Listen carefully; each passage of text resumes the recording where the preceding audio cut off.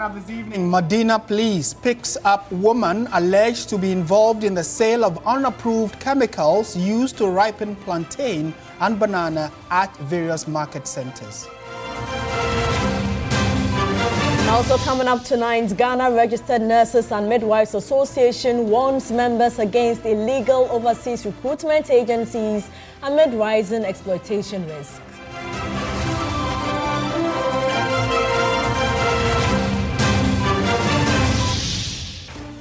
Also tonight, minority accuses the Gold Board of gross incompetence over what it says is a 22 billion Ghana cedi loss.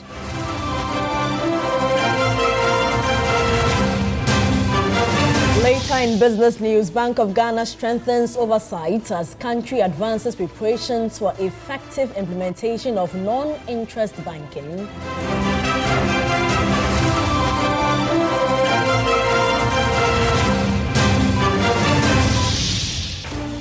On the international front, at least 25 people killed in an overnight attack on a village in Nigeria's Central Plateau state.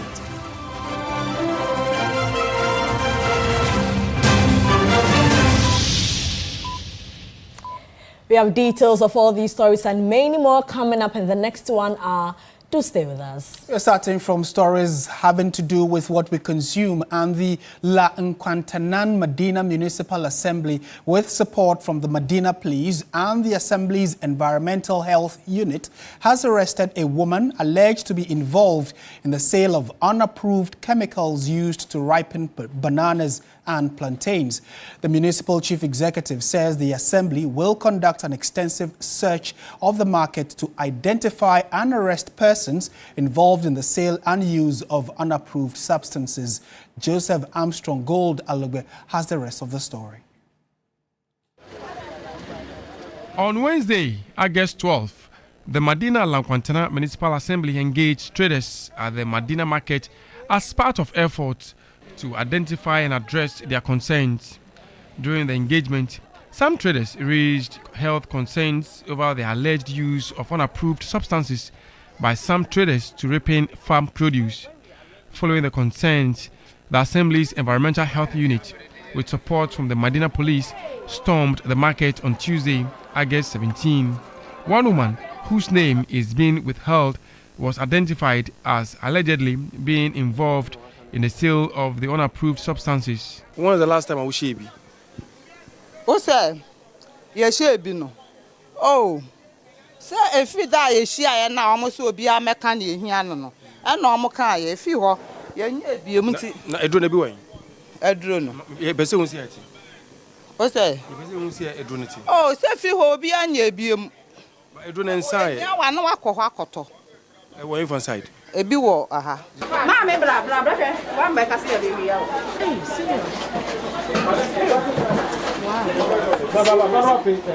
Earlier, we spoke with the woman who allegedly is involved in selling of these chemical in ripening plantain, and she denied. But a search by the Ghana Police Service from the Medina police station has seen these chemicals. So far, 4 of them have been picked up by the Ghana Police, and they are still conducting more search to see if they can get more of these chemicals within. We are doing this exercise collaboration with the FDA. So they joined us last Thursday. We came here, disguised ourselves. We bought some of the chemicals. They've taken some. They have some of the plantain that they are doing the distance. I believe they have even given a statement. So I think we'll leave it for FDA. But you mean they've taken samples already? Yes, please. The woman was subsequently taken away by the police for further questioning and investigations. Some traders who spoke to us said the use of such substances is not limited to the Medina market. They are therefore calling on the Assembly and the Food and Drugs Authority to intensify monitoring and take proactive measures to prevent the practice. The trader who first raised the alarm over the use of the substance spoke with the news team. You shouldn't sit, I can't say, in office alone. You should go to the farm. Mungo efuo, mungo nkrofo efuo, na munhwe de omoye. If you really care about agriculture, na munja is someone in the market na mu put fear and panic in us no. You see this with fear and panic? Yes, because you are coming with policewoman. But you were not picked up. It was only one person that they identified and they picked up. I wasn't picked up, but say woman in the way Okasane, it means also mama who are asheno. There are the questions, no chance. Say, bono. Does she sell the chemicals? She was panicking. Does she sell the chemicals you're talking about? Does she sell? That one I don't know. You are here with it. You sell plantain yourself. I sell plantain. What do you use in ripening your plantain?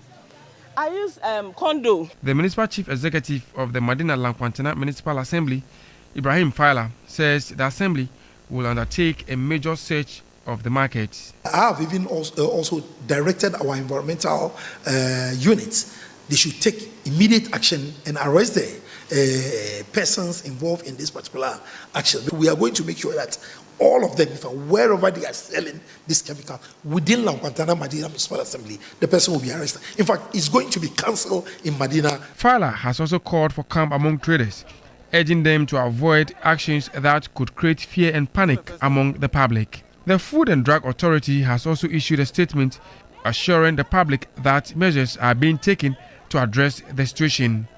Joseph Armstrong, Good Alibwe TV3, Madina Market, Accra.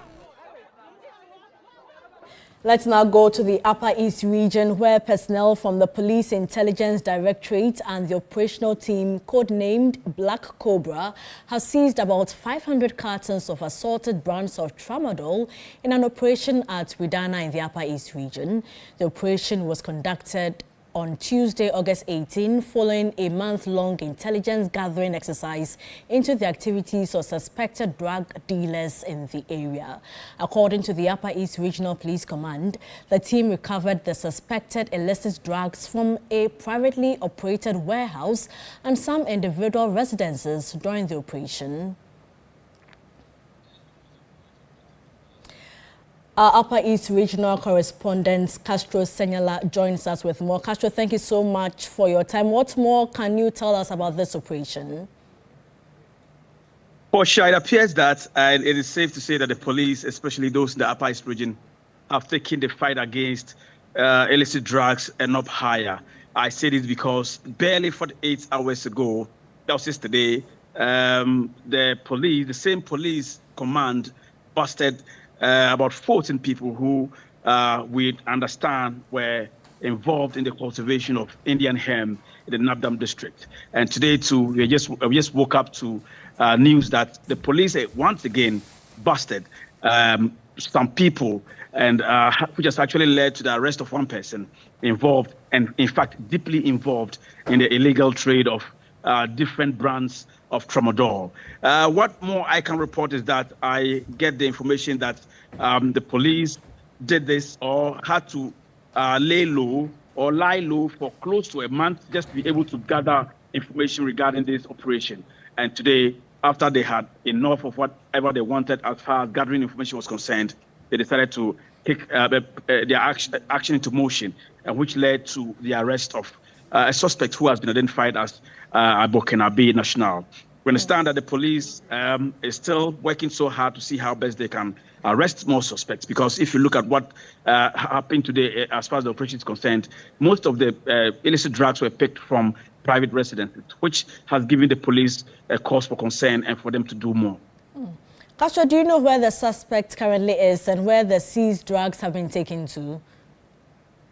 For sure, I've been in close contact with the regional police command, and I'm told that as we speak now, the suspect has been moved to the regional police headquarters, as well as the confiscated or the seized tramadols, which come in different brands.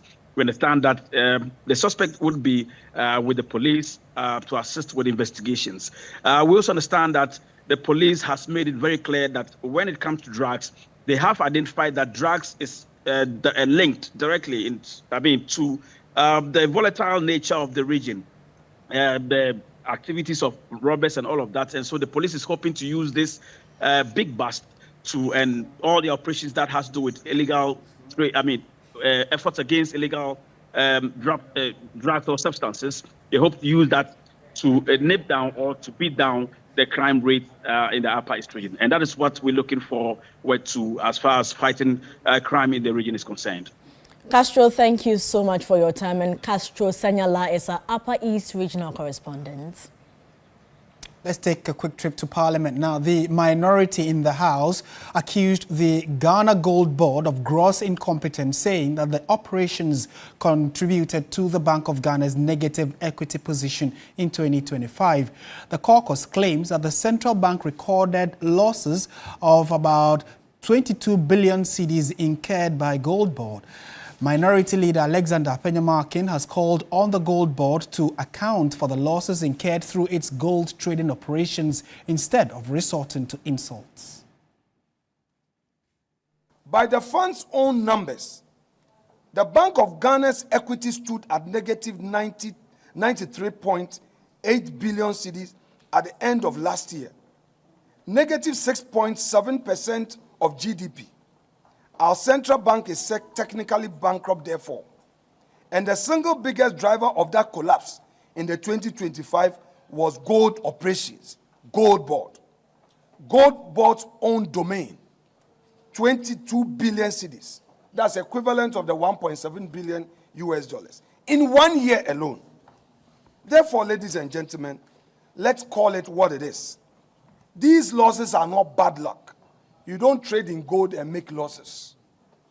They are not a difficult market. They expose the crass incompetence of Gold Board's management and misaligned policy of the government. No serious institution loses this much money by accident. This is what happens when an untouchable few are handed the nation's gold with no one watching and no one willing to ask questions. Gold Board must tell Ghanaians the following. 1. What prices were paid for gold? How were those prices determined? What premiums, if any, were paid to secure the supply? How were international off-takers selected? At what discounts were their gold sold? How much was earned by Gold Board in service and asset charges from transactions financed by Bank of Ghana? What commercial risk did Gold Board itself bear? What transactional risk were passed automatically to Bank of Ghana? What internal risk controls existed to protect the financier, the Bank of Ghana? What corrective measures were taken as losses accumulated? And most importantly, if Gold Board controlled critical part of the trading process, but Bank of Ghana absorbed losses, where precisely did commercial accountability reside? Any responsible government confronted with this 22 billion loss should immediately investigate whether the incentive structure encouraged excessive volumes, inadequate pricing discipline, or insufficient attention to trading costs. In a related development, the Institute of Fiscal Policy Governance has rejected claims that the Ghana Gold Board recorded a 22 billion cedi loss in 2025. It says Gold Board's audited financial statements show a surplus of 5.44 billion cedis after exceptional items. The Institute says the minority is conflating Gold Board's accounts with financial losses associated with the Bank of Ghana's domestic gold purchase program. It argues that the two institutions have separate functions, accounts, and financial obligations.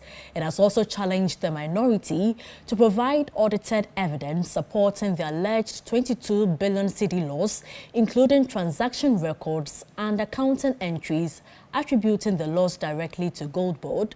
For the Institute, public accountability must be based on verified financial records rather than political claims. It is therefore urging the minority to produce contrary audited evidence or stop presenting losses linked to the Bank of Ghana as losses incurred by Gold Board.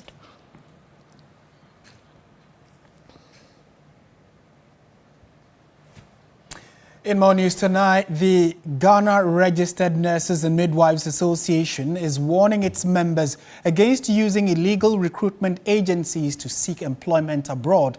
The association says the growing trend is leaving some Ghanaian nurses and midwives vulnerable to exploitation, abuse, and unfair treatment in destinations outside. According to the Ghana Registered Nurses and Midwives Association, more nurses and midwives are leaving the country in search of better opportunities abroad. The numbers paint a worrying picture.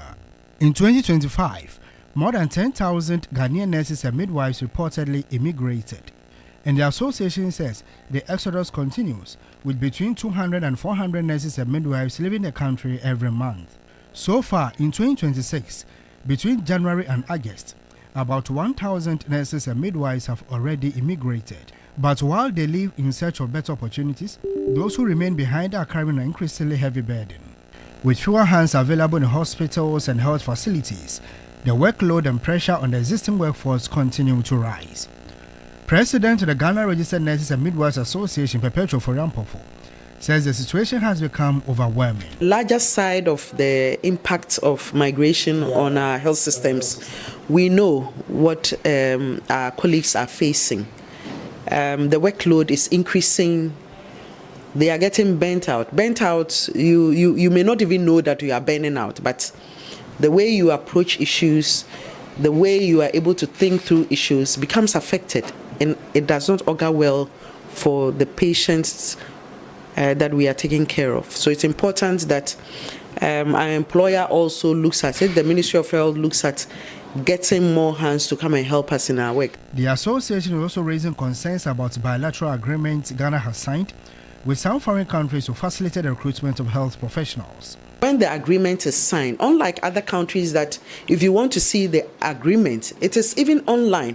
When you type a bilateral agreement between Philippines and the UK, bilateral agreement between UK and Kenya, or bilateral agreement between you will see it online. Ghana, you will ask and ask and ask. The agreement will not be given to you. Another concern is illegal recruitment, with some members using unlicensed recruitment agencies. And therefore, the caution to our nurses and midwives is that don't just run along with any agency that presents opportunity to you to go work abroad. You must run that agency with your professional organization. At least we have the links to verify if an agency is an authentic one or not. We can help you. Meanwhile, more than 80,000 nurses and midwives are currently awaiting posting, according to the association. It is therefore appealing to the Ministry of Finance to release the needed financial clearance to enable their deployment.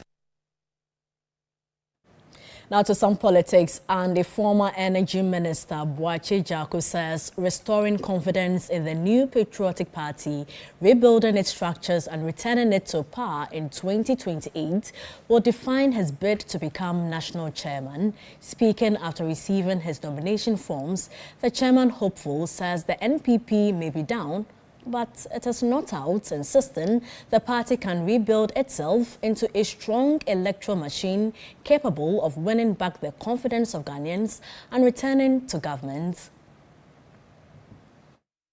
After the New Patriotic Party opened nominations for its national executive positions following the completion of elections at the regional level, one name formally making its way into the race for national chairman is former Energy Minister Boakye Agyarko. His nomination forms were pegged on his behalf by some constituency chairmen, setting the stage for a campaign that he says will focus not only on rebuilding the party, but also restoring confidence in the NPP after its electoral defeat. Let me assure you that this party shall rise again. This party may have gone down, but we are not out. The objective of my participation is very simple. One word: victory. My task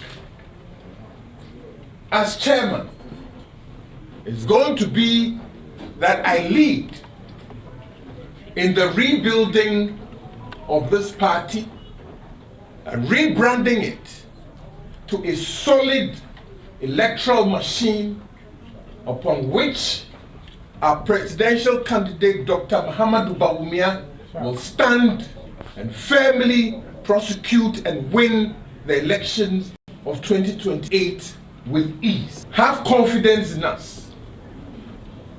Give us your faith and your blessings, and under providence, all will be well. We as MPP will never fail or falter. After every hardship, there is a period of ease. Indeed, after every hardship, there is a period of ease. The people of Ghana are experiencing it. The assurance they should take from the MPP is that after this hardship, there will be a period of ease. As nominations for the party's national executive elections continue, those propositions will now form part of his case to delegates as the contest for the MPP's next national chairman takes place.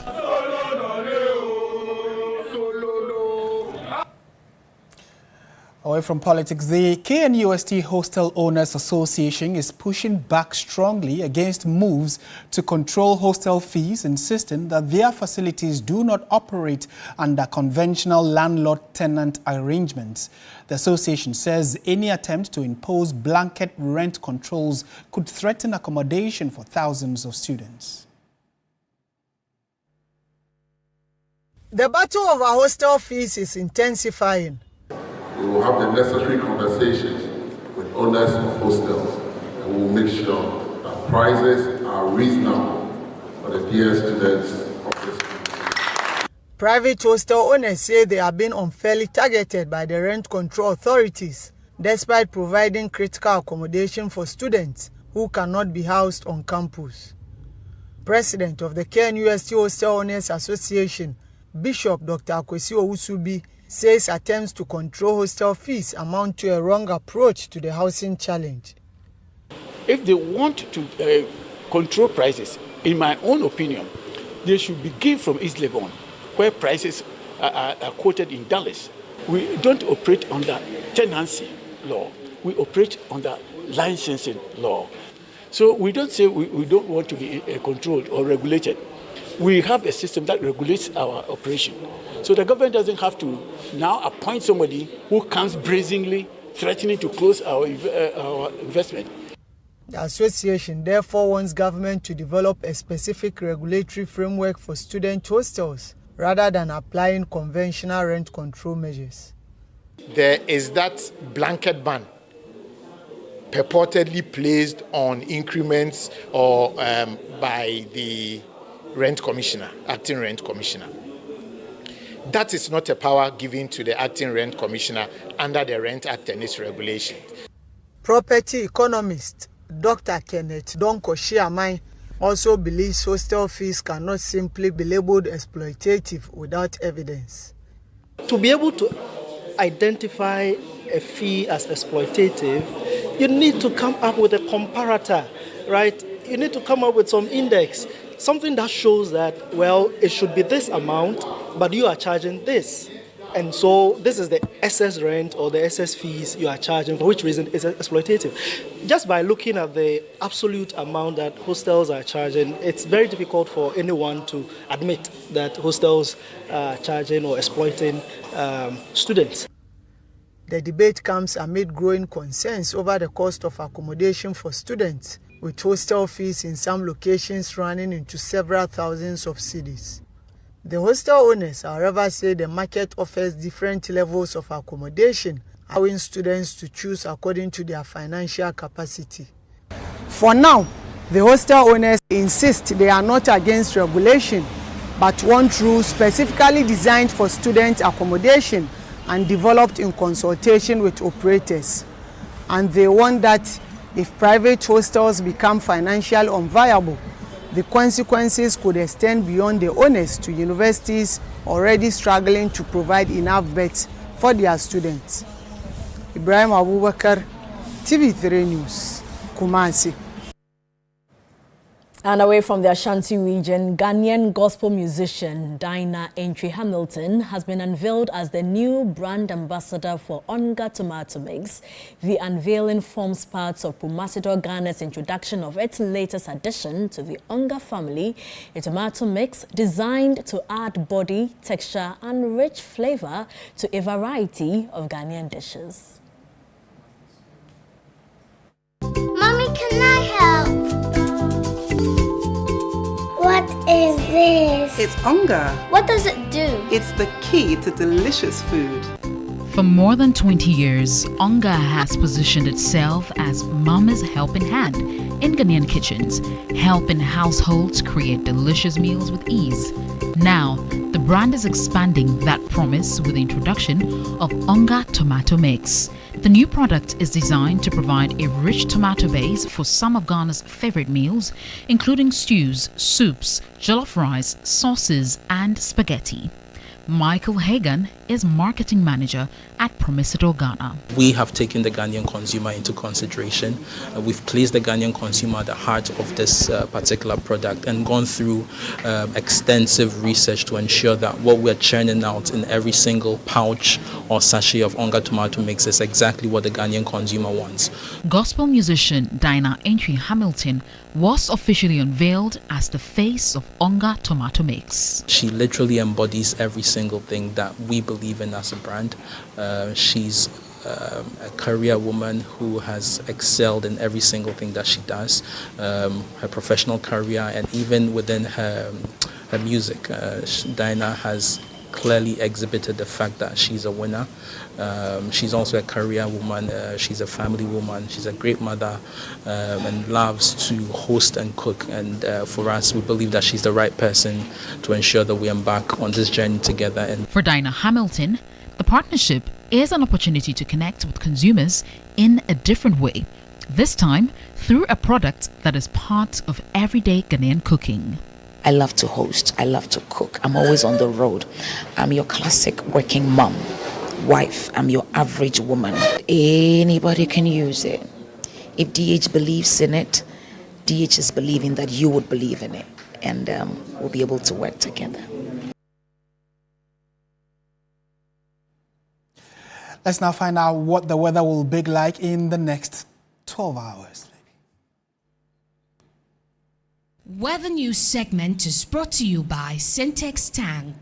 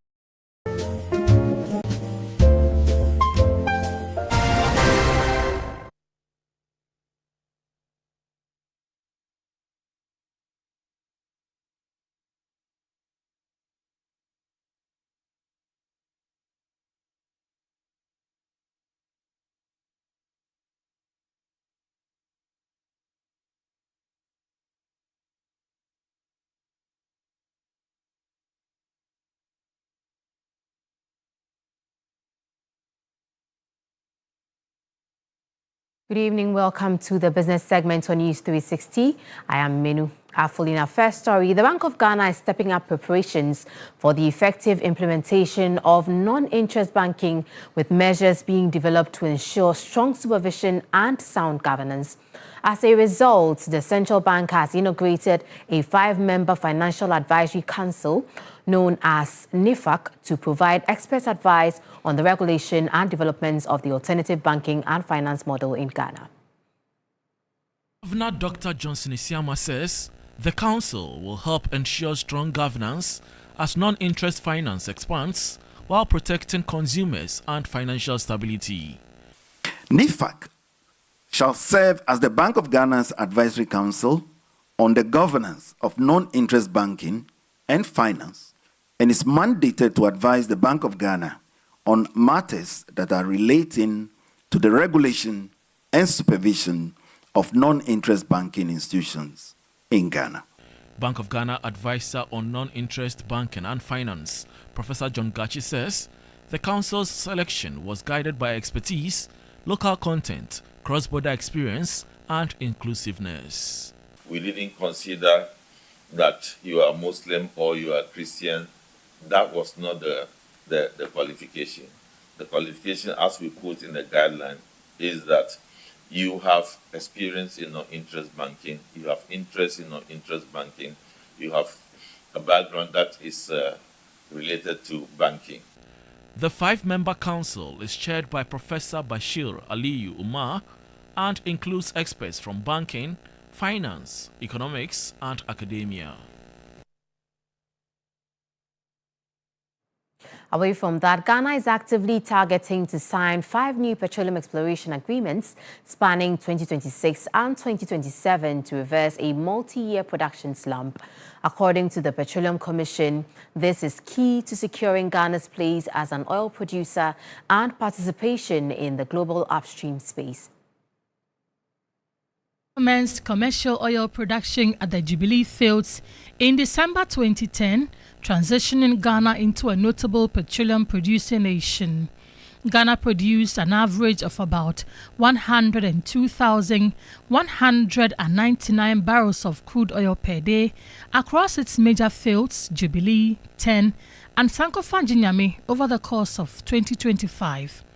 This follows a continuing multi-year decline from earlier production highs near 170,000 to 180,000 barrels per day.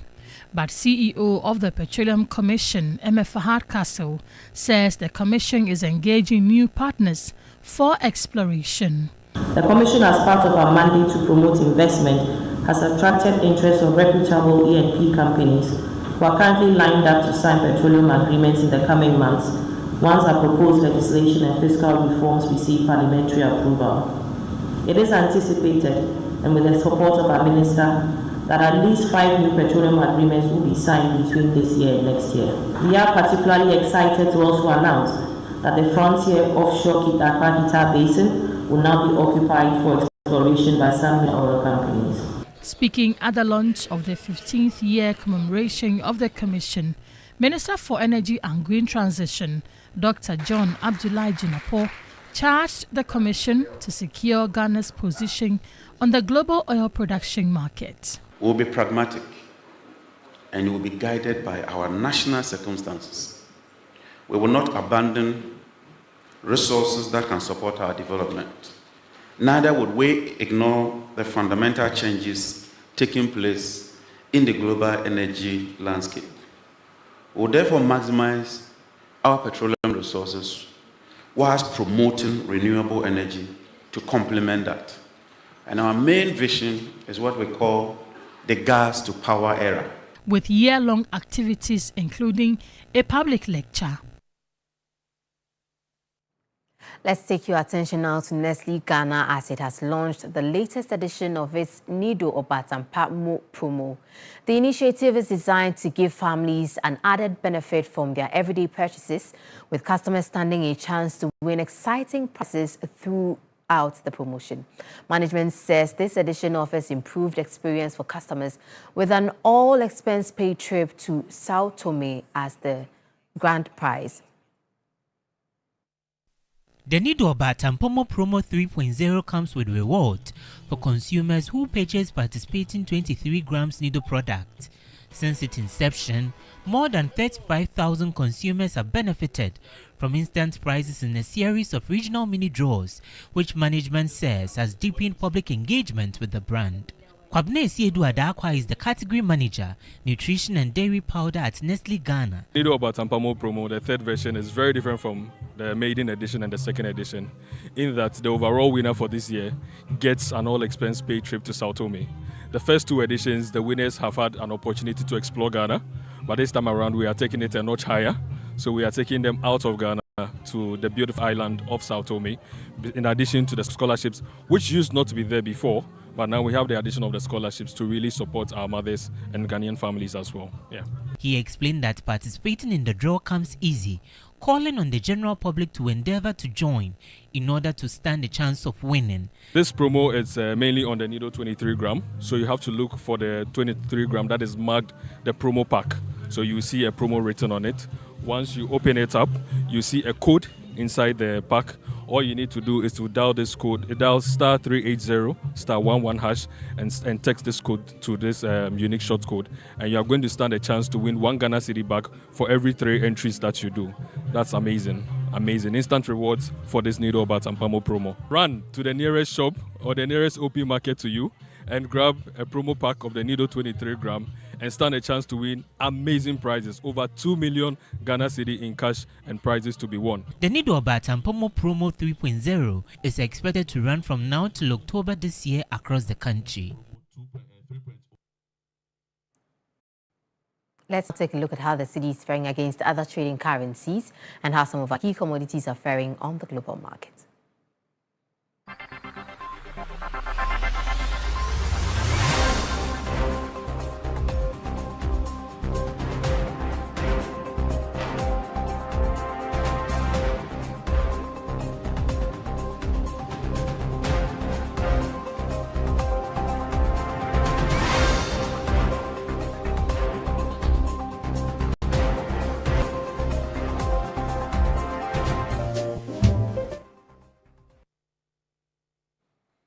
And that's it for Business Tonight on News 360. I am Menu Afu. We have more news updates coming your way. Stay with us.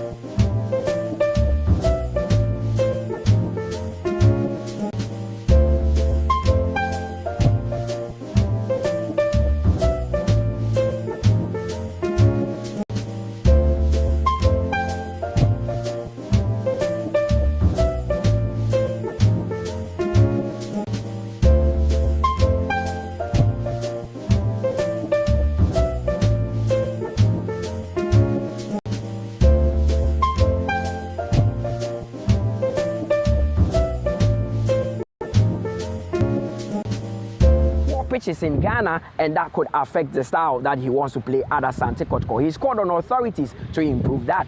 The standard of the pitches are not great, which obviously makes it much harder for the players. We want to try and play a brand of football that is entertaining. We want to try and play a possession-based game, and on pitches like this, it becomes very difficult. Last season, Asante Kotoko had a lot of disciplinary issues. Tinkler says that the culture at the club has improved because he's gotten rid of some players who are indisciplined. I'm here to teach. I'm here to help the players improve their game and ultimately manage them. You know, I think the discipline both on the field and off the field, obviously that was an issue when I arrived, you know, but I think we've dealt with that really well. We've got rid of the rotten element that existed in the club, and today you can see everyone is united, everybody's fighting for the same cause, and it's a positive thing to see. It is going to be a very interesting season, as Tinkler says he's here to win or finish in the top 2. Fans of Asante Kotoko also share their expectation ahead of the season. We expect to finish at the top, or at least, you know, within the top 4 won't be bad, because finishing on the 8th position isn't something that the fans take lightly. So. The coach, no, new coach, no, about you share new players. So, to the moment, no, no more training, no. I feel no be a quality the way say it. But a bomb pie said they were coaching on it in Penfono, or more in Cambum Abatim. San come to me trying to Kotoko team into Mimpeja, Nenkoneni. When he says when you're farmer. This year, we've been able to put together a lot of things. Though we have a new coach, we have our sports director, and then we are putting structures in place for improvement. So we know that this year is going to be a turning point. Kotoko looks battle ready for the league to start, but Tinkler says they would have to bring in 1 or 2 players to augment the squad as they look to challenge for the Ghana Premier League title. Mutalaya Akubu at the University of Ghana Sports Stadium for 3 Sports. Now, Ghana defender Abdul Mumin has joined Girona on a 3-year deal after leaving Rayo Vallecano, bringing an end to a 4-year spell at Vallecas. Now, Mumin became a free agent after his Rayo contract expired at the end of June 2026. Before his move to Girona emerged, the Ghanaian had attracted interest from several clubs in Spain and elsewhere in Europe, with Girona included among the teams that wanted his signature. Meanwhile, Ghana forward Jerry Efriye has joined Belgium giants KRC Genk. Now, the 19-year-old signed a 5-year deal to join Genk from Saudi Arabian outfit Al Qatair. Efriye returns to the Belgian top flight league after an outstanding campaign on loan at RAAL La Louvière.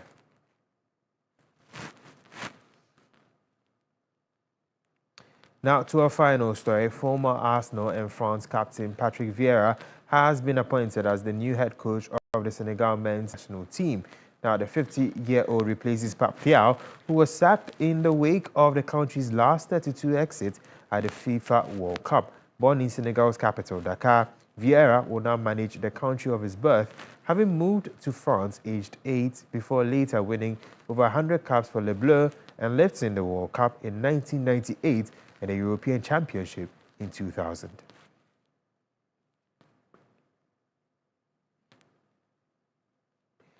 That's it for the sports segment here on News 360. My name is Bill Ishen.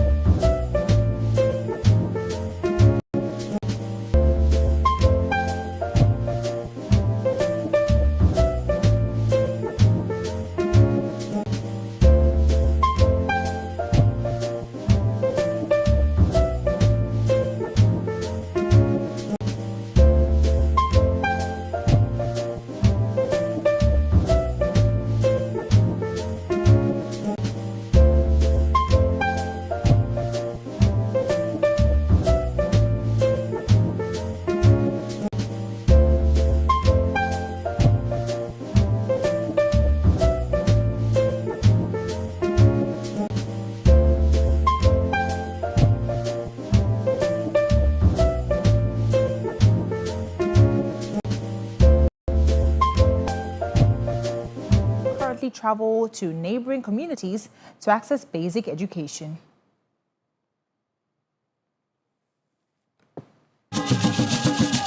For parents in the Aloyi community, the construction of the preschool is welcome news, as it will help ease the trauma and emotional stress associated with having to see their young children travel long distances to access early childhood education.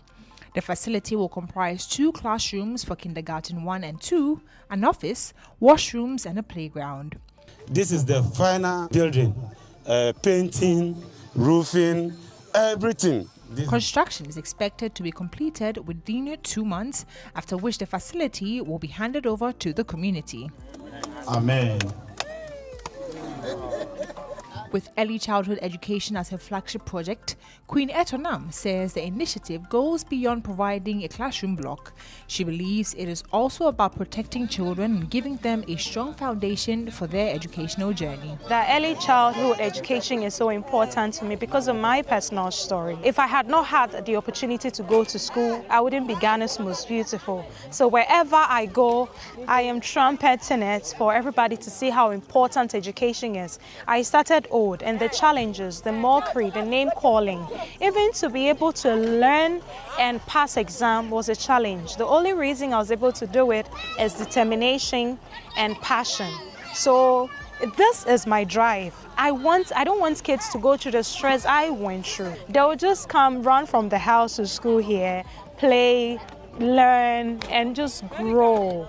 Member of Parliament for Central Tongu, Honorable Alexander Gabi Roosevelt Hotoji commended the GMB Queen for remaining committed to the project and pledged his support towards its completion. When we heard that she wanted to do it, we've decided to give her that support so that at the end of the day, they will have a magnificent building, as you can see in the picture.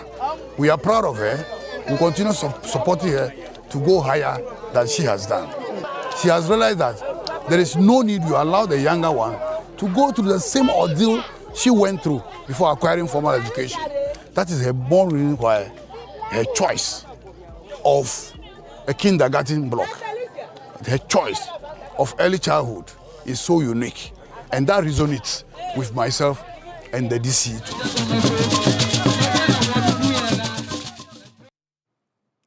Now to some more stories. Bubune's journey on Ghana's Most Beautiful brought her close to members of the Ghana Dance Ensemble at the National Theatre. The relationship went beyond training and performances, with some members becoming close friends and mentors. Years later, they remember Bubune for her humility, hard work, and dedication. Thank you. Me, I learned to do good no matter what. I will not stop. I will do, even if you pay me with evil, I will continue and I will do it. Because one day they will remember me with my good work. Bubune's journey on Ghana's Most Beautiful brought her close to members of the Ghana Dance Ensemble. They trained and guided the contestants for their performances. Peace Simon met Bubune during the 2013 edition of the pageant. She remembers her as hardworking, humble, and respectful. When sometimes they will give them a script, she will come. Mama Caro, Sister Peace, please help me to do it. I want it correctly. Please help me. So we started helping her. It was left with 5 meat in the soup. Why is it left with 4? Moko 2 no love do you child. The other one. 1, 2. Oh, okay. You take one and you cook for your children. They're your rascal children. Nana Ankobia Owusua, another member of the Ghana Dance Ensemble, also remembers Bubune for her dedication and hard work during the GMB journey. Bubune is a respectful lady. She's a lady who I'm always talking about her. I will get her from Bubune. For flutist Yeni Malizali Nazaki Alidwal Hassan, Bubune's memory remains special. He played a flute during some of her GMB performances more than a decade ago. Today, he plays the same instrument in her memory, mourning a woman he remembers as strong-willed and determined to always give her best.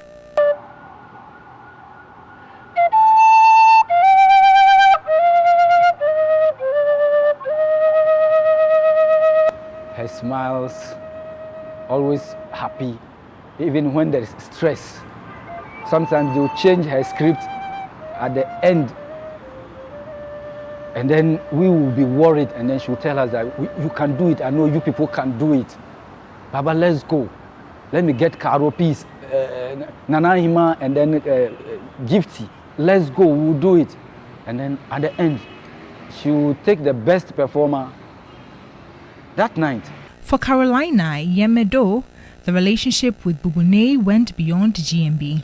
Time for the tax and everything, she will always come to me, and she even called me Mama. I got Jilo.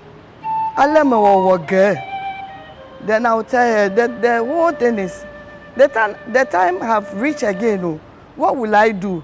How my mother will come all the way from Sokpe or Sogakope to come here? Then I said, oh, Bubune, Megavon, don't worry.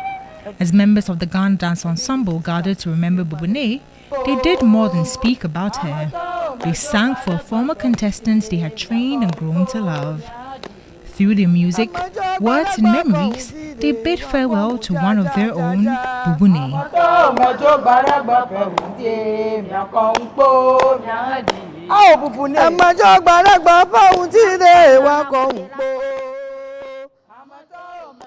And may her soul continue to rest in peace. And that's it for the entertainment news segment here on News 360. My name is Noella Donko.